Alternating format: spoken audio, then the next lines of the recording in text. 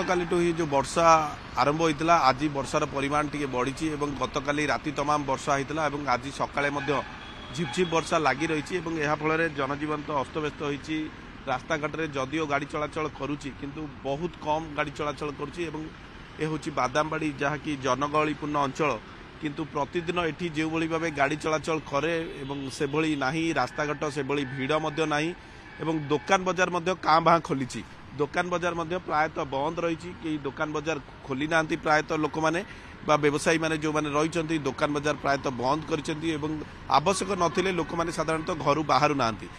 जेहेतु गतकाली राति तमाम वर्षा होता आज सकाळु ही वर्षा लगी रही यह निश्चित भाव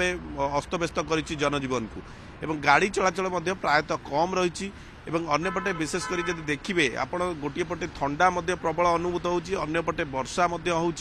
साधारणतः शीत दिने किछि वर्ष हम यही देखा मिलूँ शीत दिन ही वर्षा बा लघुचाप होउची विशेषकर जदि शीत दिने आकाश मेघाच्छन्न रहे किंतु ठंडा टिके कम हुए आकाश जिते मेघाच्छन्न हुए बा वर्षा हुए किंतु जेहेतु 2 दिन धरी वर्षा हेलानी तेबे ठंडा प्रबल अनुभूत होउची अन्यपटे वर्षा